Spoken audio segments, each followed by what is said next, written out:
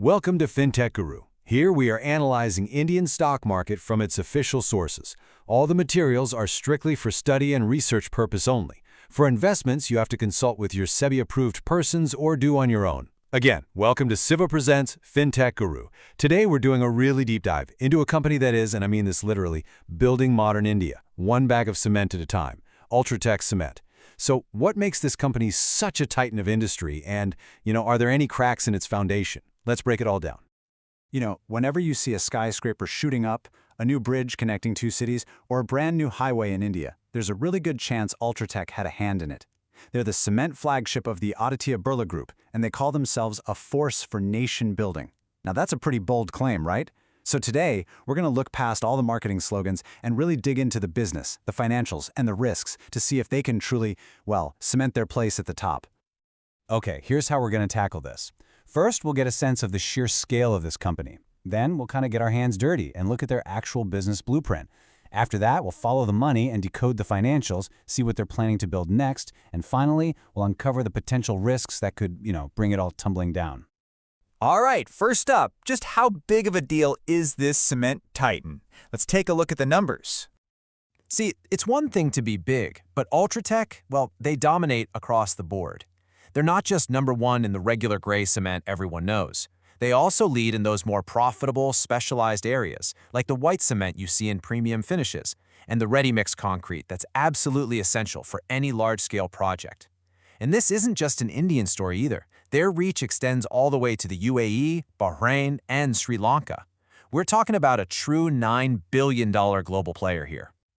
So, we know they're the market leader, but what does that actually mean day to day? What are they really selling, and how does this whole business machine actually work? Let's pop the hood and take a look. Okay, so they're not just selling simple bags of gray cement. It's better to think of them as a one-stop shop for anything related to construction. They've got everything from the basic cement for the foundation to specialized white cement for making things look good, and they even operate this massive network of about 400 ready-mix concrete plants.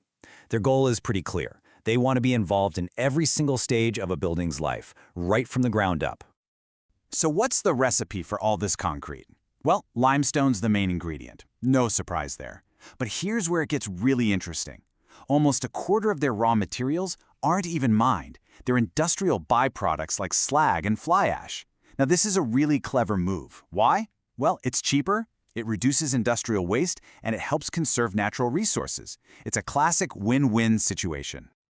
The whole business model really boils down to 4 key stages. 1, get the raw materials. 2, manufacture at an absolutely insane scale. We're talking over 2.7 billion bags of cement every year.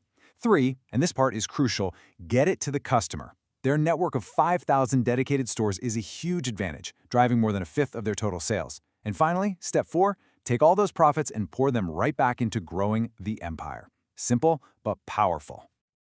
A great business model is one thing, but do the numbers actually back it up? Let's follow the money trail and decode their financial performance. Okay, let's break down this financial forecast here. Revenue growth looks solid, but the really interesting story is what's projected for fiscal year 26. They're expecting a massive jump in both revenue and profitability.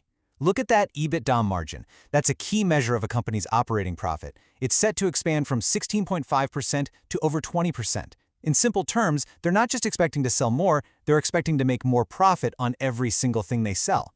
That's huge. So where is all that profit going?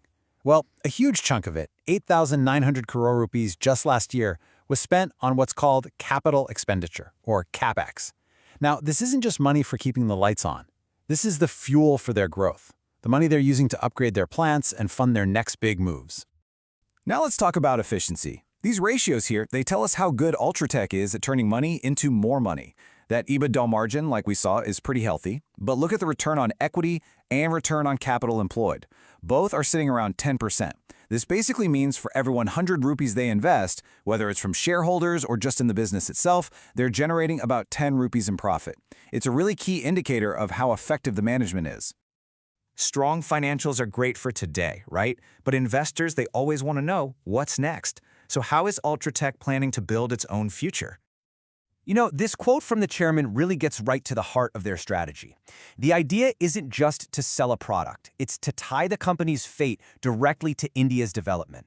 And the logic is pretty simple. If India grows, UltraTech grows. This way of thinking is really the foundation for all of their biggest strategic bets. And here is a perfect example of that strategy in action. They're jumping into a totally new business, cables and wires. So you ask, why? Well, think about it. When someone builds a house, they don't just buy cement. They buy wiring too. UltraTech wants a bigger piece of that total construction budget. And they're not just talking about it either. The timeline is already set, with production planned to kick off in late 2026. Besides venturing into completely new markets, they're also focused on 3 other big growth engines. First, they're swallowing up competitors, folding recent acquisitions into the UltraTech brand. Second, they're getting a lot smarter with technology, using digital tools to optimize their massive logistics network. And third, they're playing the long game with sustainability, aiming for net zero emissions by 2050. But, it's not all smooth sailing. Every giant has its vulnerabilities.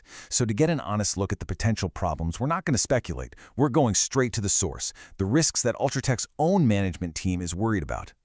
And listen, these aren't just hypotheticals. This is the stuff that probably keeps our executives up at night. Key raw materials are getting harder to find, environmental rules are getting tighter and tighter, cyber threats are getting way more sophisticated, they even mentioned deepfakes and AI. And with so much of their product moving on trucks, any disruption to road transport is a major, major headache. But a smart company doesn't just list its problems, it has a plan to solve them. To counter those raw material shortages, they're working to lock in long-term supply contracts. And to fight off cyber threats, they put a senior team in charge of their digital defenses. This really shows they're not just hoping for the best, they're actively trying to manage their biggest risks. So this is really where we land. On one hand, you have this dominant market leader with a really smart, aggressive growth plan. But on the other hand, you have these very real, clearly defined risks that could slow them down. The ultimate question then is whether their plans to manage those risks are strong enough to build a solid foundation for another decade of dominance.